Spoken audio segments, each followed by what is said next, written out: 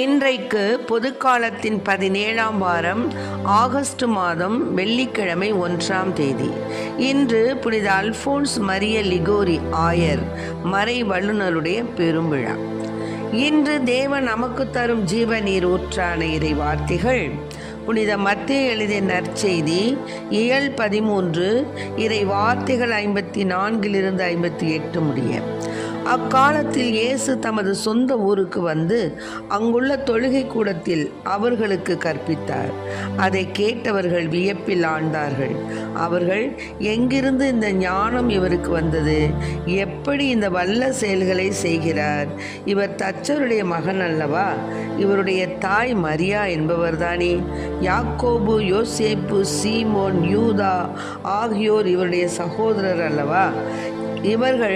இவர் சகோதரிகள் எல்லோரும் நம்மோடு இருக்கிறார்கள் அல்லவா? பின் இவருக்கு இவையெல்லாம் எங்கிருந்து வந்தன என்றார்கள். இவ்வாறு அவரை ஏற்றுக்கொள்ள அவர்கள் தயங்கினார்கள். இயேசு அவர்களிடம், தம் சொந்த ஊரிலும் வீட்டிலும் தவிர மற்ற எங்கும் இறைவாக்கினர் மதிப்பு பெறுவர் என்றார். அவர்களுக்கு நம்பிக்கை இல்லாததால் அவர் அங்கு பல வல்ல செயல்களை செய்யவில்லை. ஆண்டவரின் அருள்வாக்கு. கிறிஸ்துவே மக்கு புகழ்.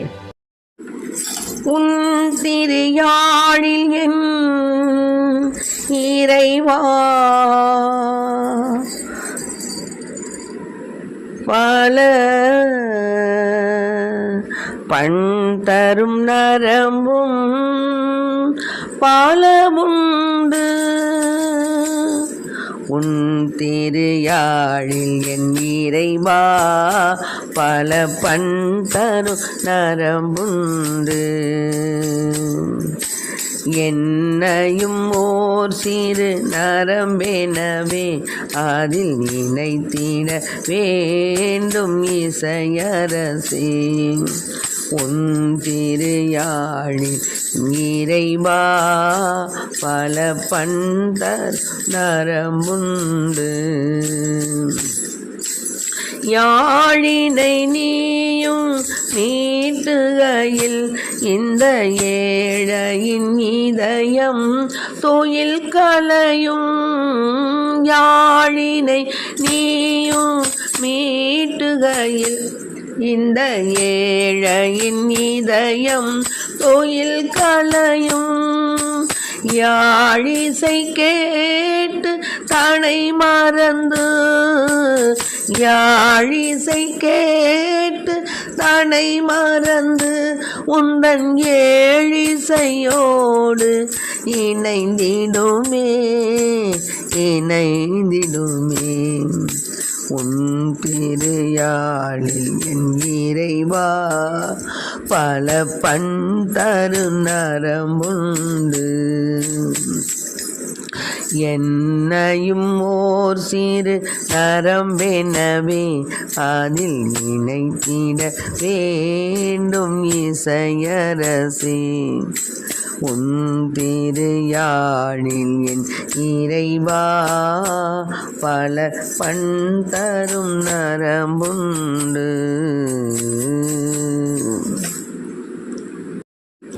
இன்றைக்கு நம் தேவன் தரும் ஜீவநீர் ஊற்றான இறை வார்த்தைகளை கேட்டோம். என்ன அப்படின்னா, அருமையான வார்த்தை. அந்த காலத்தில் ஏசப்பா தொழுகை கூடத்தில் அவர்களுக்கு கற்பித்து கொண்டு இருந்தார்.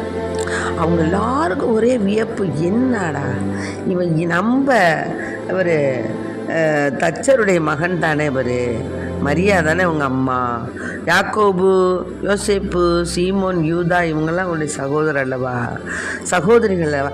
இவருக்கு எங்கே இருந்துடா இவ்வளோ ஞானம் வந்துச்சு அப்படின்னு ரொம்ப வியப்பு. அவர் தான் 12 வயதில் என்ன பண்ணிட்டாரு, போய் கோவிலில் உட்காந்து அமர்ந்து மறை வல்லுநர்கள், பெரிய சாஸ்திரிகள், வான்வழி சாஸ்திரிகள் எல்லாருக்கும் நடுவில் உட்காந்து போதிச்சுக்கிட்டு இருந்தார் இல்லையா? அப்போ ஏசப்பா போதிச்சுட்டு இருக்கும்போது மாதா காணோன்னு சொல்லி தேடிட்டு போகும்போது தான் என்னம்மா ஏம்மா என்ன தேடுறீங்க அப்படின்னு சொல்லிட்டு ஏசப்பா கேட்கலையா? அது மாதிரி தான் அவர் தேவனுடைய மகன், தெய்வ மகன்கிறத இவங்க ஏற்றுக்கொள்ள ஊனக்கண் வழியாக தான் பார்க்குறாங்களே ஒழிஞ்சு ஞானக்கண் வழியாக பார்க்கல. அதனால தேவன் தெய்வ மகன், விண்ணிலிருந்து பிறந்தவர் என்பதை அவங்க உணரலை. சாதாரணமாக தானே இருக்கார் அப்படின்னு சொல்லிட்டு. இப்போ சாதாரணமே பார்ப்போமே, எங்கேயோ இருந்து யாரோ இருந்து வந்து சொன்னாங்க, பேசுனாங்க, மறையுரை போதிச்சாங்க, ஊழியம் செஞ்சாங்க அப்படின்னு சொன்னால் அவங்க மேலே ஒரு தனி ஒரு மரியாதை இருக்கும். ஆனால் நம்மிடையே இருந்து உள்ளூரில் இருந்து கொண்டு உள்ளூரில் இருந்து தேவனுடைய ஞான காரியங்களை ஊழியம் செய்கிறவங்க மீதோ அல்லது உள்ளூரில் நம் கண் முன்னாகவே வந்து கண் முன்னாகவே வந்து ஞான காரியங்கள் செய்யக்கூடிய அருள் தந்தையர்கள், அருள் கன்னியர்கள், இவர்களை பற்றி நம்ம என்ன செய்ய மாட்டோம், ரொம்ப அக்கறை எடுத்துக்க மாட்டோம்.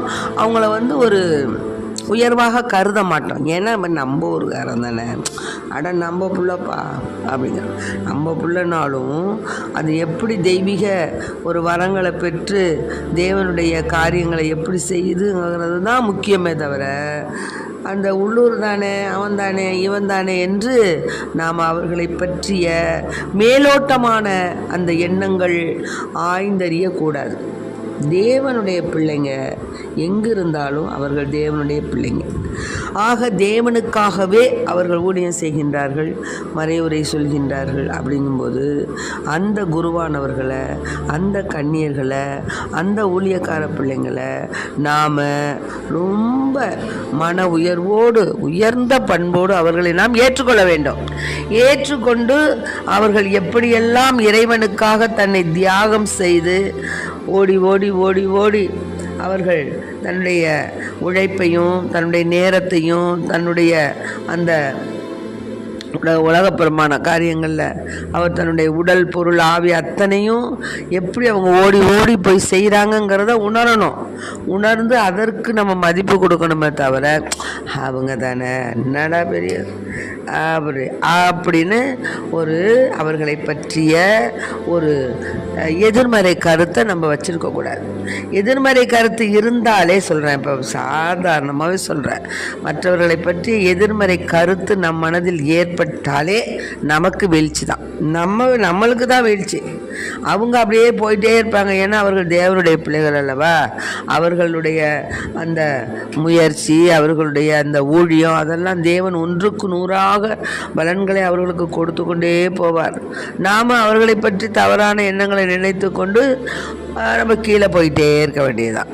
ஆகவே அன்பு பிள்ளைகளை, இதை கேட்டுக்கொண்டிருக்க அன்பார்ந்த பிள்ளைகளை, நம்மிடையே தோன்றக்கூடிய ஊழியக்கார பிள்ளைகளை, நம்மிடையே தோன்றக்கூடிய குருவானவர்களை, நம்மிடையே தோன்றக்கூடிய இறை போதகர்களை நாம் முழு மரியாதையுடன் ஏற்றுக்கொள்ள வேண்டும்.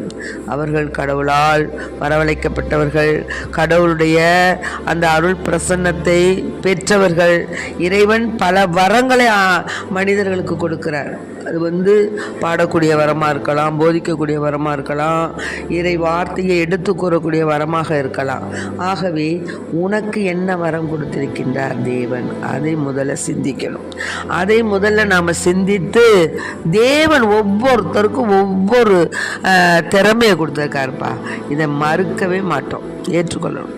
ஆக உன்னில் என்ன திறமை இருக்கிறது என்பதை ஆய்ந்து அறிந்து அந்த திறமை மூலமாக எப்படி நமக்கு தேவனால் கொடுக்கப்பட்ட வரங்களை நாம் பயன்படுத்தி இறை ஊழியம் செய்ய, இறைவனுக்காக நம்மை அர்ப்பணிக்க, இறைவனுக்காக அர்ப்பணிக்கக்கூடிய நமது உள்ளூர் ஊழியக்கார பிள்ளைகளை, உருவானர்களை, கன்னியர்களை நாம் முழு மனதுடன் மதிப்புடன் அவர்களை ஏற்றுக்கொண்டு அவர்கள் நாவிலிருந்து இறைவன் என்ன பேசுகிறார், எப்படி அவர்கள் நாவிலிருந்து தேவன் இன்று நமக்கு என்ன தருகிறார், என்ன வார்த்தை தருகிறார் என்பதை உணர்ந்த பிள்ளைகளாய், இறைவனுக்கு ஏற்புடைய பிள்ளைகளாய் நாம் என்றென்றும் பிரமாணிக்கமாய் வாழ இறைவனை நாம் வேண்டி நமது வல்லமையாகிய கடவுளை மகிழ்ந்து நாம் பாடி நம் ஆண்டவரின், அதாவது திருப்பாடல் 81 கூறப்பட்டுள்ளது போல,